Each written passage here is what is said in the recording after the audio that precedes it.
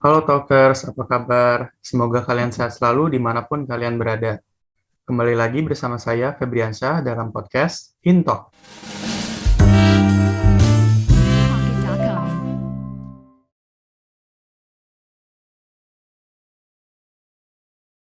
Tahukah kalian, Indonesia merupakan negara berkembang, tapi bukan berarti tidak memiliki hutang. Bagaimana kita bisa melunasi, sedangkan kita hanya berhalusinasi? Di tengah pandemi menerjang, mereka yang berkuasa malah bersenang-senang. Mereka ketiduran dalam rapat, sedangkan rakyat kelaparan dan sekarat. Imbauan untuk menjaga prokes, tapi pandemi tak kian beres. Bagaimana kita bisa percaya pemerintah jika peraturan sendiri dibantah? Apa ini yang dinamakan keadilan sosial? Selengkapnya dalam Intalk. Telah hadir bersama saya kali ini dua narasumber pemuda Indonesia hebat yang meneruskan pendidikannya di Oxford University. Ada Mas Zikri dan Mas Gifari. Selamat malam, Mas. Malam, Malam, Nah, bagaimana kabarnya Mas Zikri dan Mas Gifari? Mudah-mudahan tetap baik aja dong ya. baik. Alhamdulillah baik. Mas Febri gimana kabarnya? Alhamdulillah, saya selalu baik. Oh iya, katanya kalian ini baru sempat untuk pulang ke Indonesia sekarang ya, semenjak pandemi. Kangen nggak sih sama Indonesia? Kalau ditanya kangen, pastinya kangen dong. Cuma mau gimana lagi? Kita ini sebetulnya udah mau pulang ke Indonesia dari lama. Tapi penerbangan ke Indonesia itu ditutup karena lagi pandemi juga kan. Jadi pemerintah lebih selektif dalam memilah warga negara asing yang masuk ke Indonesia. Ya supaya nggak rugiin negara juga sih. Wah, sekarang berarti penerbangan sudah dibuka dong. Makanya kalian di sini. Berarti di sana angka kasus COVID-19 ini sudah mulai menurun kah atau bagaimana nih? Iya, menurun. Jadi 3 bulan ke belakang angka COVID-19 di Inggris itu mulai menurun, sehingga penerbangan udah mulai dibuka sejak awal bulan ini. Begitu. Nah, menurut kalian faktor apa aja sih yang memengaruhi cepatnya penurunan angka kasus COVID-19 di sana, yang dimana kasus di Indonesia sendiri justru kian meningkat setiap harinya? Kalau menurut saya pribadi, yang pertama itu dari faktor internalnya, atau dari pribadi masing-masing. Bagaimana cara dia mematuhi prokes, bagaimana ia menjaga imunitas tetap kuat, serta bagaimana cara dia tetap berpikir positif tentang keadaan saat ini. Karena itu yang paling penting sih, mindset. Yang keduanya itu ada faktor eksternal yang ngaruh banget sama penurunan kasus ini. Contohnya ya kayak kebijakan pemerintah yang sudah sesuai, seperti penutupan jalur masuk warga negara asing, pemberlakuan lockdown, serta pemberian vaksin, dan juga penanganan kasus yang baik dari pihak rumah sakit. Hmm. Nah, menyinggung mengenai pelayan rumah sakit Indonesia, sempat terdengar berita pembedaan pelayanan antara pasien biasa dan pasien yang menggunakan BPJS. Bagaimana tanggapan kalian? Pengalaman saya, terutama ibu saya yang pernah diisolasi COVID, menurutnya sih pelayanannya sudah cukup bagus dan para perawatnya pun sudah baik dalam merawat pasien COVID. Ya itu karena ibu kamu nggak pakai BPJS. Untuk BPJS sendiri menurut saya masih kurang dalam pelayanannya. Makanya saya agak kesal dengan kebijakan pemerintah yang mewajibkan warganya yang harus punya BPJS. Padahal pelayanan BPJS ini masih dibedakan. BPJS ini kan kita harus bayar rutin setiap bulan dan nggak semua orang mampu gitu untuk bayarnya. Lalu seharusnya mereka nggak beda-bedakan mengenai pelayanan yang melakukan bayaran atau yang pakai BPJS.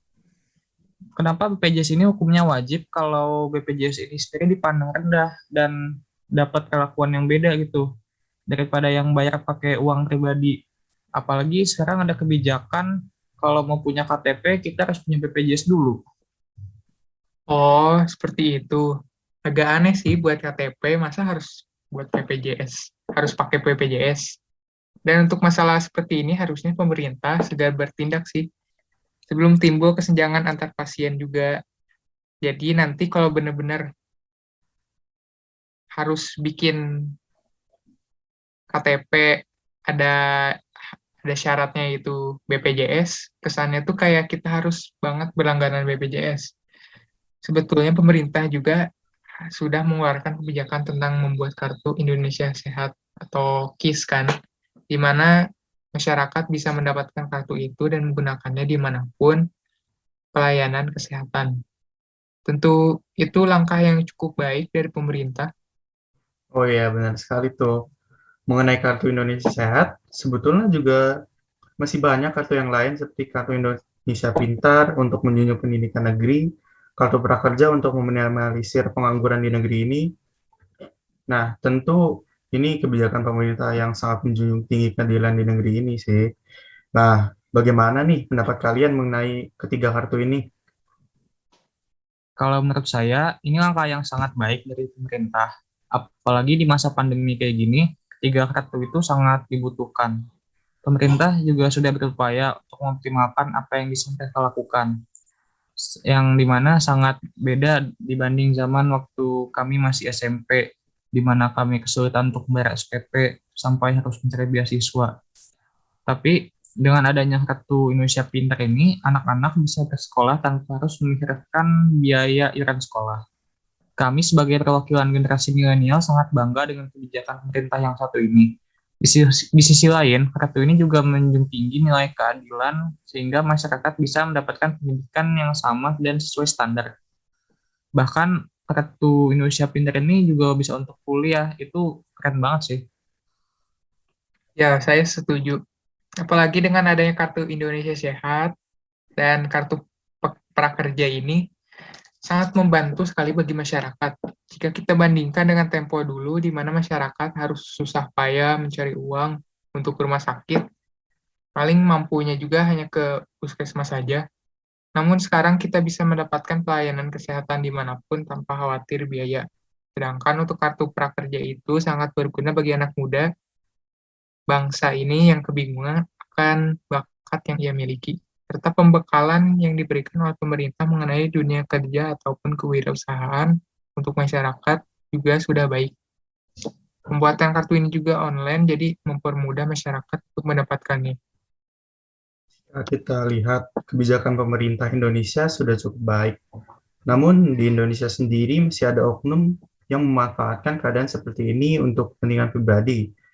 Kita ambil contoh pengkorupsian dana bantuan sosial dari pemerintah, lalu ada pungli, serta tetap berpergian tanpa adanya kepentingan yang mendesak. Bagaimana kita akan terbebas dari pandemi jika kita terus seperti ini? Menurut Mas Givari, apa yang kurang dari kebijakan pemerintah Indonesia dalam hal seperti ini? Kalau kita melihat dari sudut pandang masyarakatnya aja, mereka itu sebetulnya lebih takut untuk nggak makan hari itu dibandingin takut kena COVID. Jadi kurang ketatnya aturan yang diberlakukan oleh pemerintah ini sehingga masyarakat masih bisa bebas pergi kemana saja. Padahal mereka tahu bahwa COVID ini bukan virus biasa. Sejujurnya saya sempat teridentifikasi positif dan itu rasanya gak enak banget. Banyak banget efek samping yang saya dapat kayak kehilangan fungsi indera perasa dan indera penciuman. Hal seperti ini harus diperhatikan oleh pemerintah karena makanan merupakan sumber gizi yang bisa meningkatkan imunitas di samping juga vitamin yang juga sangat penting untuk dikonsumsi. Benar banget, Mas Gifari. Saya juga merasa seperti itu. Namun coba kita lihat dari sudut pandang pemerintah yang sudah bersusah payah menangani kasus ini. Tapi justru malah rakyatnya yang tidak patuh akan kebijakan pemerintah. Padahal, Ya gimana mau patuh? Orang dana bantuan aja nggak sampai, semua harus lockdown, tapi justru public figure yang seharusnya malah jadi contoh, malah seenaknya bisa keluar masuk negara. Dan kalau sudah terjangkit COVID, mereka yang diberikan pelayanan terbaik yang berbeda dengan rakyat biasa. Di mana letak keadilannya? Apa ini sudah mengandung nilai keadilan sosial? Atau ada syarat dan ketentuan yang berlaku? Sabar Mas, tenang. Mas Zikri bisa melanjutkan pendapatnya? ya tadi, padahal pemerintah sudah mengupayakan yang terbaik. seperti pemberian vaksin gratis, tapi justru rakyatnya yang anti vaksin, dengan alasan sudah kuat lah, tidak pernah divaksin sejak kecil lah, dan masih banyak alasan lainnya. Ya, itu karena rakyat sudah tidak percaya lagi dengan pemerintah. Dengan banyaknya muncul berita pengkorupsian dana bantuan sosial, penanganan mayat yang buruk, pungutan liar mengenai perawatan, bahkan ada berita mengenai kinerja Menteri Kesehatan yang sangat buruk. Lantas, apakah pemerintah bertindak? Pemerintah juga kurang tegas atas kebijakan lockdown-nya. Masih aja ada yang bisa berkeliaran. Jelas mereka sudah bertindak dengan sigap. Buktinya mereka langsung mengganti pemerintah kesehatan dan jangan menganggap semua anggota pemerintahan itu sama. Mereka juga pasti mengupayakan yang terbaik untuk negeri ini. Kalau dinilai kurang tegas, memang menurut saya juga pemerintah kurang tegas.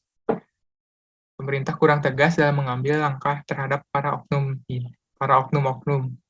Seharusnya pemerintah langsung menindas para oknum, jangan hanya sibuk mengurus para pelanggar prokes saja. Baik, harap tenang, saudara sekalian. Menyinggung keadilan sosial, tentu Indonesia merupakan negara yang menjunjung tinggi nilai keadilan, bahkan tertera pada Pancasila. Namun, apakah kebijakan pemerintah sudah menjunjung tinggi nilai-nilai Pancasila?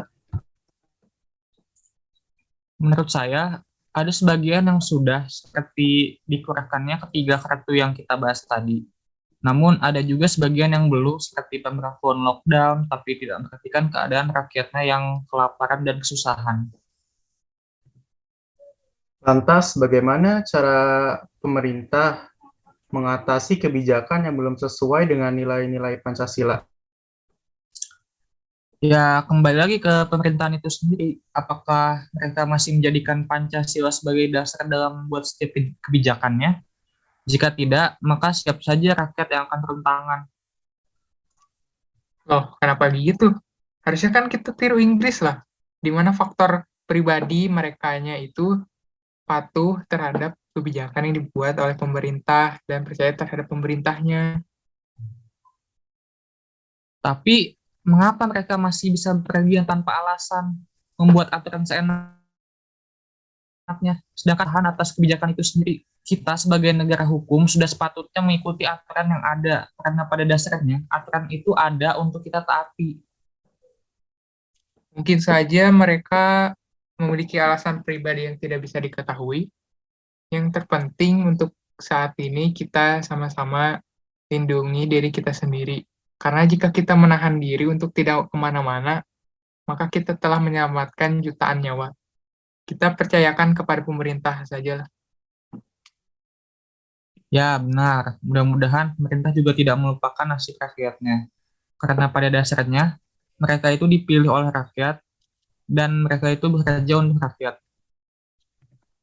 Wah, senang sekali nih. Bisa rakyat Indonesia bisa memiliki anak muda seperti kalian, anak muda yang memiliki pandangan yang luas, rasa nasionalisme yang besar, dan bisa saling menghargai pendapat sesama. Nah, masih banyak yang ingin kita bicarakan bersama mereka, namun sayangnya kita sudah berada di penghujung acara. Mungkin kalian ingin mencurahkan harapan kalian untuk negeri ini. Harapan saya itu pemerintahnya harus lebih menerapkan transparansi supaya tidak terjadi kesalahpahaman antar rakyat dan pemerintah. Serta pemerintah juga harus memperhatikan lagi mengenai nilai-nilai Pancasila dan nasib masyarakat dalam membuat kebijakan. Tidak hanya ikut-ikutan negara luar saja, ya, saya yakin Indonesia juga bisa terbebas dari pandemi ini jika kita saling percaya dan saling dukung. Kalau untuk saya, kurang lebih sama dengan apa yang disampaikan oleh Zikri. Pemerintah harus lebih mementingkan kembali mengenai kebijakan-kebijakan yang mereka buat. Karena kita sebagai rakyat menggantungkan segala harapan kepada pemerintah. Baik, semoga harapan kita semua tersampaikan kepada pemerintah. Terima kasih Mas Zikri dan Mas Gifari sudah menyempatkan waktunya untuk hadir di Intalk. Terima kasih juga untuk para talkers yang telah menyimak, mendengarkan, dan mendukung podcast ini. Tetap jaga kesehatan, dan jangan lupa bahagia, dan sampai jumpa.